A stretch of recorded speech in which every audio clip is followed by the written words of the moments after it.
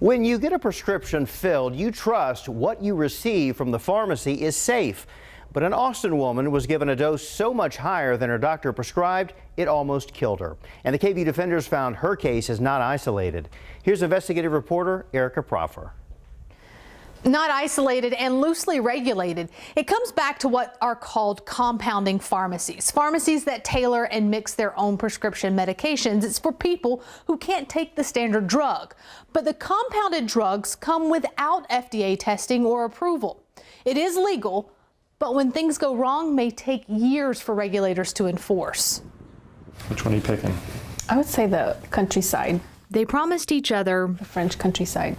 Yes. for better or for worse. I don't know, but they had the best, meals. Lorena Lopez Gonzalez Ever. and Brian Havel didn't know how scary My medical bracelet, life would turn out to be. it says adrenal insufficient, Lorena has Hashimoto's disease, give emergency steroids. a condition which the immune system attacks her thyroid.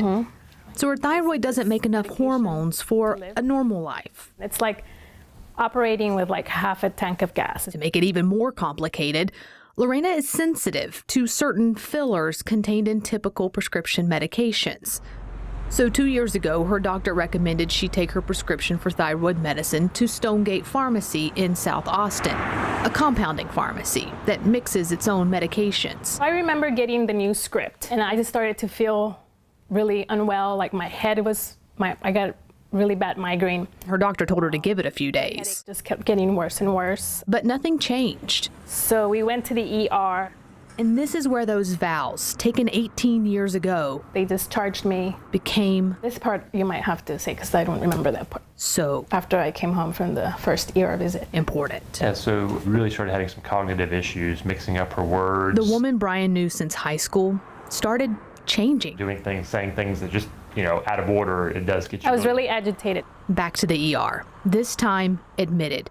It took 3 days to find out Lorena's underperforming thyroid was now in overdrive. She spent another 5 days in the ICU under a medically induced coma while doctors worked to end what they called a thyroid storm. Yeah, it's one of the most frightening things I've ever gone through. Well, plus they told them that the probability of me surviving it was, I don't know what statistic they gave you, but Yeah, again, just nobody knew. Lorena and Brian left the hospital with more questions than answers.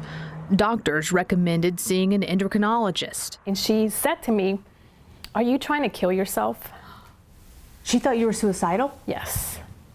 The endocrinologist felt her point was the only way someone could get this much thyroid in their body is if they literally take Right. bottles and bottles of the thyroid medication. Questioning those thyroid pills, Lorena asked Stonegate's pharmacy manager to check her medication. A week later, Said, yes, we made a mistake, but he didn't say how big of a mistake. the State Board of Pharmacy records show how big. Instead of the prescribed dose, Lorena was taking much, much more. 54,000% higher than the prescribed dosage. I guess I thought, I'm glad it's not my fault because I think I was made to feel like it was my fault. Who made you feel that way? I think in the hospital and the doctors afterwards. Sometimes when we look for answers, we start by searching within, blaming ourselves. She says doctors called her irrational and thought she was suicidal. Never questioned if the drug meant to help her live, almost led to her death. I think it took me maybe it was 6 months later for me to really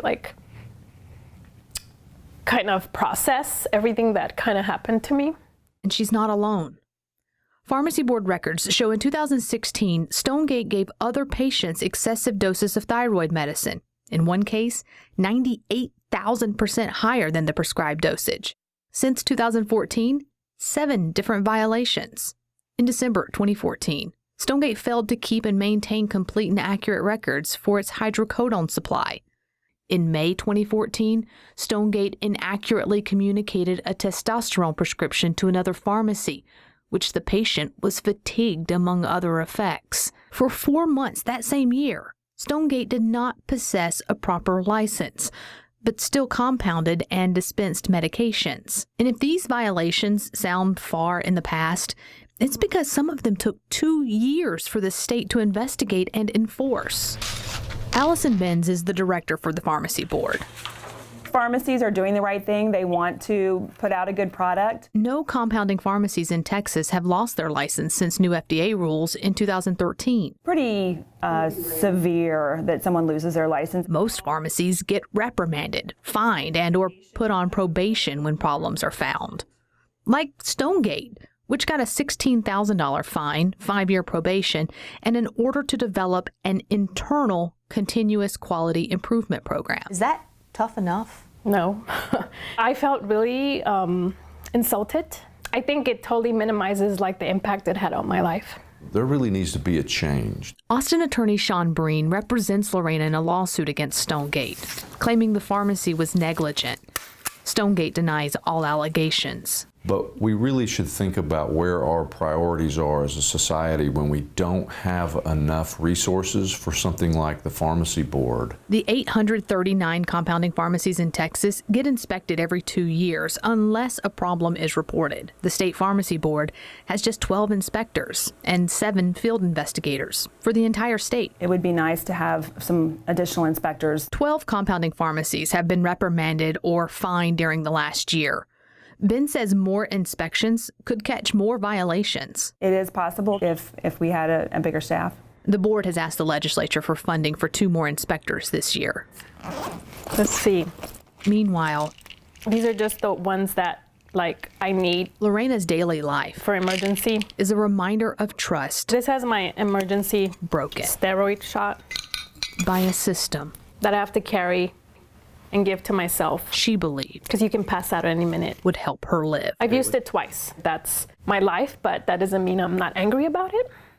We reached out to Stonegate Pharmacy for an interview. Stonegate's attorney responded saying they don't comment on pending litigation. For the KVUE Defenders, Erica Proffer, KVUE News.